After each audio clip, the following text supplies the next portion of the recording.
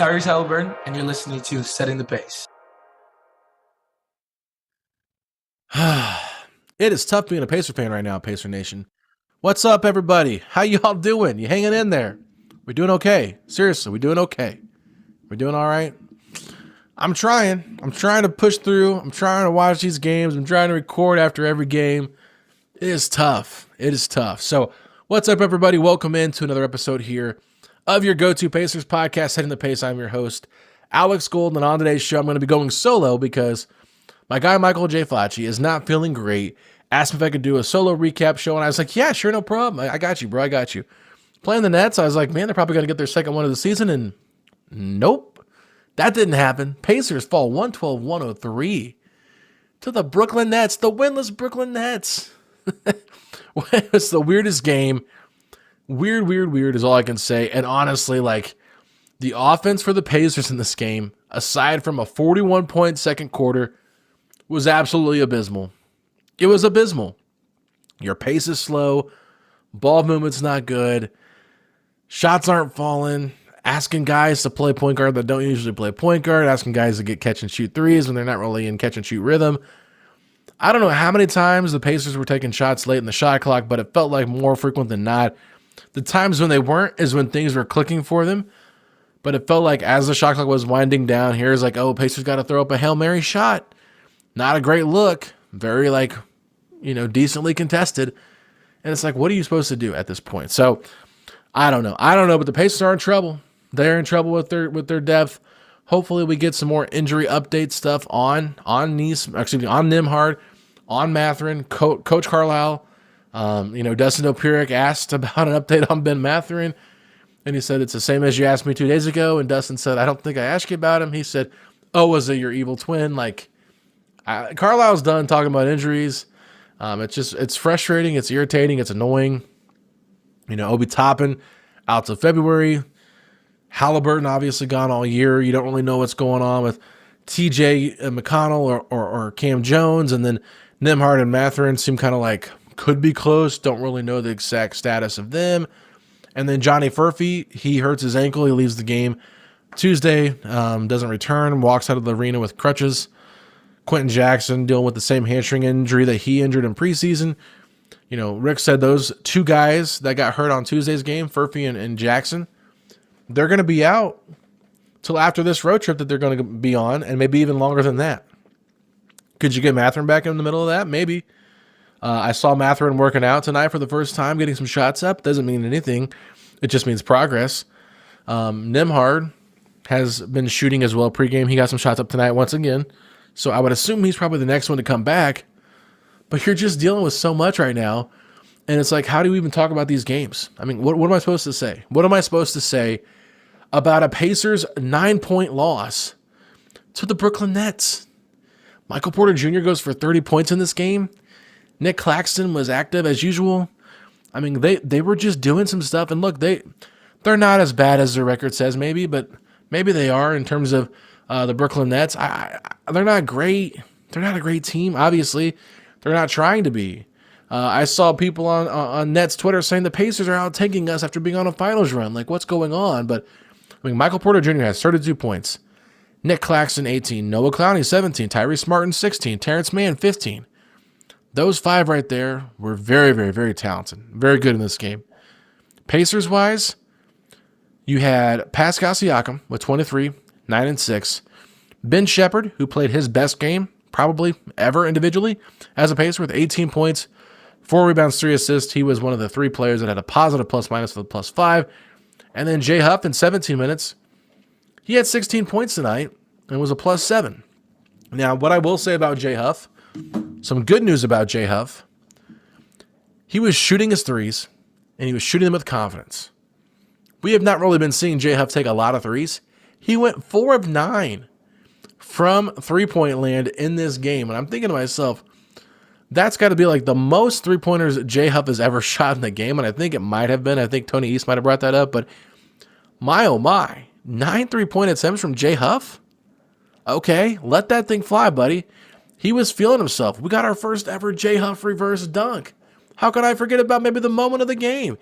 Jay Huff flies in, wide open lane, turns his back, throws it behind for a reverse dunk. Next play, Pacers get a stop.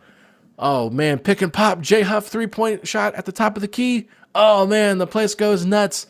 The Nets called timeout. Huff is screaming like a caveman. And you got Quinn Buckner on the call saying, ooh, Huffy, Huffy. I'm thinking to myself, this is what we needed to see from Huff. Could this be the turning point? And the Brooklyn Nets said, nah, we're good. We're going to make you feel miserable at the end of this third quarter, and we're going to make things even worse in the fourth quarter. And yeah, that's just kind of what happened. So, had some bright moments. Jeremiah Robinson Earl might know the Pacers signed him on a 10-day hardship exception contract last Saturday. He had 15 rebounds in this game, 7 offensive rebounds. Like, pretty impressive stuff. Like, the Pacers had like 50-some rebounds in this game, 53, I believe it was. So, very, very active on the glass. They're one of the top rebounding teams in the league, but their offense is just a totally different pace. Their rhythm is just a totally different rhythm. And they're just kind of like trying to figure it out on the fly, and I think that's kind of the problem here.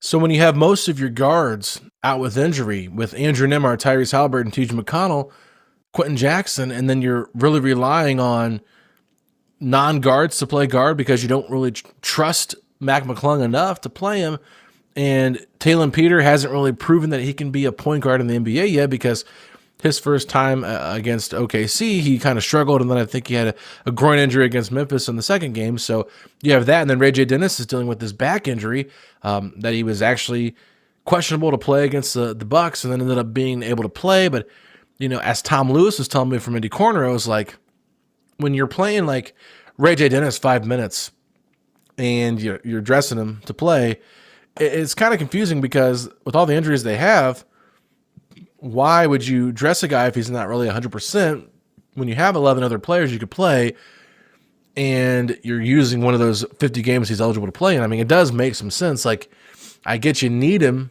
because you're just so thin at point guard, but also if you're not going to play him much, like, is it really worth it? And then just to top it off on all that, like, Mac McClung plays 0 minutes in this game. And you went out and signed Mac McClung, who was in a workout with Cody Martin, and also with Monty Morris, who the Pacers had originally signed for a training camp deal. He beats them out in a 3-person workout, and then Cody Martin gets brought in on a 10-day hardship exception because of how many injuries you have to your roster right now. He can't even crack the floor, and I'm not mad that he's not playing. I don't think he's going to change the world or anything like that. But if you need point guard depth and point guard help, like, maybe let Ray J get his back healthy and play Mac McClung. I mean, there's a reason why you brought him in. You thought he was good enough to give you some minutes at some point. So, I don't know. I just, what they put out there tonight, I don't think he could be much worse than that. Maybe gives you a little bit more of a spark. Just he plays with an energy that I like, right? Every time he's been on the court, I've kind of liked the energy that he's played with. And I'm just a little bit surprised with how limited the opportunity has been there for him. So before we move forward with today's episode, don't have too much more to say. I want to say that today's postgame show is brought to you by the good folks over at Ripple Bagel Deli. If you have not been downtown to Broad Ripple and got a chance to go to Ripple Bagel Deli, you got to do it. I am telling you, they've got the best bagel sandwich in America. Not even Indiana. In America. I've never had a better steamed bagel sandwich than when I've been to Ripple Bagel Deli. Now look, it didn't work out for you tonight, but future going forward, if the Pacers win, it can be a road game, it can be a home game. If the Pacers win and you happen to make it down to Ripple Bagel and Deli, show them that you are subscribed to Setting the Pace wherever you get your podcast, and you will get either a free side or a free drink. Not both, one or the other. And you can say, yeah, I heard about you guys on Setting the Pace. I wanted to come down and try the Setting the Pace sandwich. Salami, turkey, pastrami, with cream cheese. Sounds so good, doesn't it, right?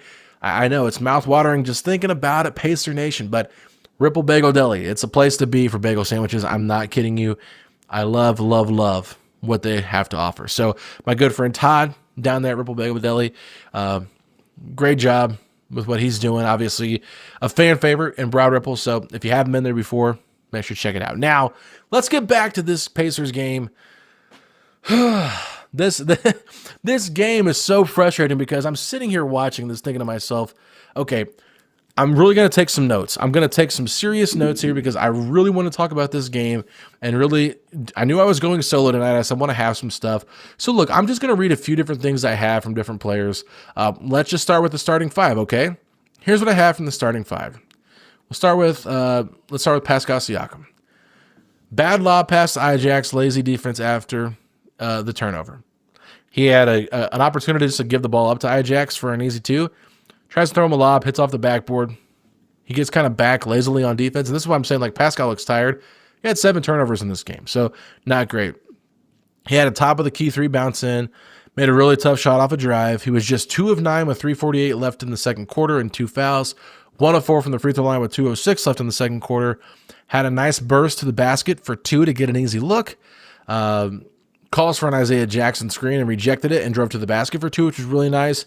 Ended up shooting 4 of 11 from the field in the first half for 10 points after going just 2 of 9. So made his next 2 baskets to kind of make that percentage even out. In the second half, he had a beautiful classic Siakam spin and finish.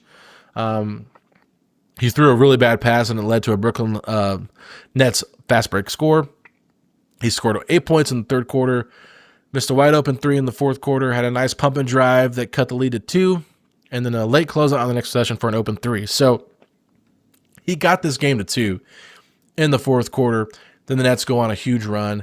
I mean, just looking here at my stats, Pacers cut it to 2 on a Siakam drive, but the Nets answer with a 6-0 run, 99-91. Lloyd Pierce pulls both Siakam and Nesmith out for Huff and Jarris. Calls him out after one made Nets basket, probably to try to get one of them in.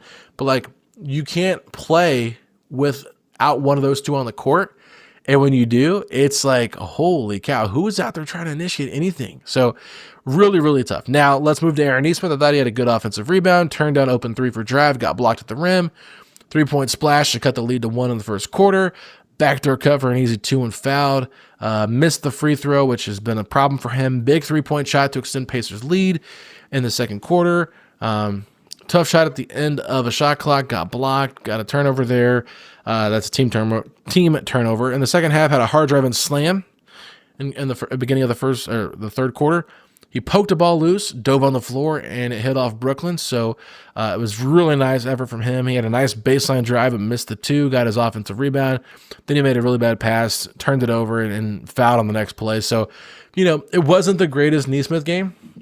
Had some negative in there, had some positive, but, like, decent stuff. Now, Jarris Walker, to me, was really, like, doing some stuff in the first half. So I said, nice drive on Claxton for an easy 2. He had a good contest on a man drive, had a good pick and roll with Isaiah Jackson that led to 2 points for Isaiah Jackson. Strong drive after contested jumper at end of shot clock. Beautiful pass from the top of the key to Nesmith, threw him open and made him speed up to catch the pass, which is one of those plays I just mentioned earlier from Nesmith. He got a backdoor layup, missed the free throw. That was all Jarris. I mean, Jarris led him to that spot to get there, and if Nesmith doesn't go for it, it looks like a bad pass. But he was wide open, and he was throwing him open. I thought it was great. Had a pull-up shot that banked in and had a nice recovery defensively on MPJ. In the second half, really, really quiet second half for Jarris. The only thing I really had was a bad turnover late to Claxton in the third. So not great there, or led to a Claxton 3. So moving forward, Isaiah Jackson, he had some rough moments here. I didn't love his overall game today. I thought there were some moments where he looked good, but, like, Nick Claxton took him off the dribble, put Shep in a bad spot. Shep fouled him. Surprisingly enough, in the first quarter, we saw Isaiah Jackson bring the ball up the court. I was like, what is going on here? We have point Isaiah Jackson. Nice drive from the right wing to a lefty layup. It was really, really nice there that he had that in the first quarter. In the second quarter, he cleans up Jarris' miss and lays it in. Had a fake dribble handoff and missed the tough drive to the basket, but I liked the decision there to do that. Shows the confidence he's playing with. Now, in the second half, we saw Noah Clowney bully ball him and dunked on Ajax. I mean, he basically was just like, get out of my way, and slammed it home. Next play at the rim, foul Michael Porter Jr., had a really nice backdoor pass to Siakam cutting baseline, which led to a jump ball, which then ended up leading to Isaiah Jackson getting a technical foul because he was over there fighting for position with Zaire Williams on where they wanted to stand at. So just some weird stuff there. I don't even know if I've mentioned this yet, but Rick Carlisle got ejected at the beginning of the third quarter. One of the weirdest things I've seen, like you're kind of coming back into it. You're not like totally focused yet because halftime just happened, but it looked like the Nets were inbounding the ball. Pacers hit it off the Nets. Sheppard thought it was Pacers basketball. This young official, she doesn't seem familiar to me, but she says, no, it's actually the Nets ball. And they're like, wait, what? But Sheppard's out of bounds, like he's about to get it. So instead of letting them set up and get their defense in line, she's like, you know what? We're going to go ahead and give the Nets the ball before the Pacers were even set. And all of a sudden, Michael Porter Jr. hits a wide open shot in the corner right in front of Rick Carlisle. Rick Carlisle lost it. I couldn't read lips entirely, but I'm pretty sure he said that it was BS. And the official gave him 2 quick texts and got him ejected. And he apologized for that after the game. Said this loss is on him. He's got to do a better job of keeping everybody in line and things like that. But Isaiah Jackson got a technical foul too. So, I mean, the officiating tonight was not great. I'm not going to complain about the officiating too much, but there was some stuff where I was like, I do not love this. Do not love this. So, anyway, that is the Isaiah Jackson stuff. Now, the Ben Sheppard stuff, I probably talked a little bit about it, but I'll repeat it. Here's what I said. Pump fake and nails 19-footer. Nice drive for tough 2. Off the dribble, step back 3 to tie it at 32. Who is this? Brings the ball up the court and sprints and weaves past the Nets defense and lays it in. Good drive that leads to Isaiah Jackson's layup. Great steal and drive for 2. 12 points on 5 of 6 shooting in the first half. In the second half, I said good catch and shoot 3. Strong drive to the rim, misses, but good take. Overall, solid play. So good stuff from him. Other than that, like I'll read J Huff stuff and maybe Jeremiah Robinson Earl just because those were the 2 highlights on Cody Martin. I'll read all that stuff. So J Huff splashes first 3 and gets 2 defensive rebounds. Fights for an offensive rebound, gets fouled. Block shot. 2 fouls on back-to-back possessions against Claxton. Didn't like that. Thought he was struggling with Claxton's activity on defense, but was really decisive with his 3-point shooting. Took 9 threes, which was great. Really nice offensive rebound, backwards dunk in all caps, and 4 exclamation points. And it was followed by a 3. So that was good stuff. Jeremiah Robinson Earl, first sub off the bench tonight, gets an offensive rebound first play, 3 offensive rebounds in the next possession. Got no points out of it, but very active on the glass. Nice fadeaway jumper at the end of the shot clock in the second quarter. Nice corner 3 on a pass from Jarris. He gave away a defensive rebound, was called for a foul while defensive rebounding. Nice open look, but missed. Leaves feet to contest Michael Porter Jr.'s 2, gets caught in the air and fouls. Overall, really great rebounding game, and that's all I gave from him. And then last but not least, Cody Martin, we'll just say really nice steal from the weak side of a dribbler that led to a fast break dunk. It was a thunder dunk. I loved it. I mean, Eric Collins would have went nuts, his former Charlotte Hornets broadcaster, but Chris and Eric Quinn Buckner, they ran it in just a little bit more, and I like that because Eric Collins can be a little bit too much for me. Now, Cody Martin had good hustle off of a missed Siakam free throw, but couldn't save it. Can tell he's looking tired and can only play short stints. Fatigue caused a lazy closeout and gave Brooklyn a wide open look. So he's played 7.5 minutes. He's not in game shape. So the Pacers just had a rough one. Now, I will just quickly go through what I said about each quarter because I didn't keep a lot of detailed notes. I try to watch the game and just kind of absorb everything and tweet and have conversation. But my quarter 1 notes were this: Pacers down 15-6 to start game, playing very choppy. A lot of shots late in the shot clock. Indiana goes on a 10-5 run to cut the lead to 4 points. 2016 at the end of the first, it's 27-18. In quarter number 2, Pacers had strong start, got out to the biggest lead, 42-38 at one point, but after the Nets timeout, it's 45-40, was a 24-11 Pacers run. Nets timeout, Pacers lead 52-49. They went on an 8-4 run after the Nets had just gone on their little run. Now the Pacers lead 59-54 after the second quarter, 41-29 scoring. Thought Pacers got into offense quicker, only a few late in shot clock possessions. Now let's get to quarter number 3. What did I see? Carlisle ejected after the official incorrectly called the ball off Jarris. I kind of went through all that already. So one possession had J Huff and Tony Bradley on the same lower block. Peter missed a super deep 3, and it somehow led back to Peter, where he was able to throw a pass to Bradley, who laid it up at the end of the shot clock. It was one of the weirdest plays of the game. It was like, oh God, like we have Bradley and Huff out here, and like Bradley's like trying to point the Huff where to go, and Huff's like, wait a minute, I thought I was a 5, no, I'm the 4. A lot of confusion with those 2 guys in the game together. But yeah, so it's just like a really slow start. Pacers took a while to get things going, but in the end of that third quarter, J Huff scored 8 of his 16 there. Siakam had 7 and Bradley had 4. Like, those were some of your main contributors in the third quarter because you didn't score very much. You scored 24 points, I think it was. So terrible. The Pacers close on a 9, or excuse me, good. The Pacers close on a 9-3 run, lead 83-80. So they were able to weather the storm that Brooklyn had early on in that third quarter and get the lead to 3. Quarter 4, Nets start out on a 12-3 run. Pacers struggling to get offense going. Defense is subpar. Sloppy fourth quarter, no good looks. Jeremiah Robinson-Earl ends the Nets 13-3 run with an offensive rebound and put back 2, plus got the and 1. Pacers cut it to 2 on a Siakam drive, but then Nets answer with a 6-0 run. Lloyd Pierce pulls both Siakam and Nesmith out for Jarris Walker and Jay Huff. Calls timeout after Nets made a basket. Couldn't do it anymore. So, yeah, it was time. It was time to not go to that lineup combination. So, anyway, this is one of those games where I could sit here and talk about all the bad that was there. Just trying to give you guys an idea of what I was seeing. Hopefully I did a good job. It's a little bit late for me tonight. Recording got a little bit started later. I just wanted to make sure that I had all my notes, had everything together and whatnot. So, Pacer Nation, I do appreciate you. If you're listening to this, it does mean a lot. I know this season kind of feels like a little bit of like a poot. Like, what are we doing here? Like, thank God we got our pick back right. Like, we can talk about all that. We've got a long time until the NBA draft. We got to wait till April. Like, we got like 6 more months, guys. I don't want to spend the next half of my year talking about tanking. I want to just kind of talk about Pacers basketball, see what these young guys can do before I start looking at that. But it's still an early season. I know Ben Sheppard said that tonight. It's only 1-7, not really processing anything in terms of, I'm just really feeling the heaviness of the wins and the losses right now. So, they can figure it out, but they got to remember they don't have Tyrese Haliburton coming back this year, even though, Jason Tatum might be on the road to recover a little bit quicker than Haliburton in terms of returning to on-court action. But yeah, it's just take your time, Tyrese, get healthy. Pacer Nation, just take your time and let these guys figure each other out.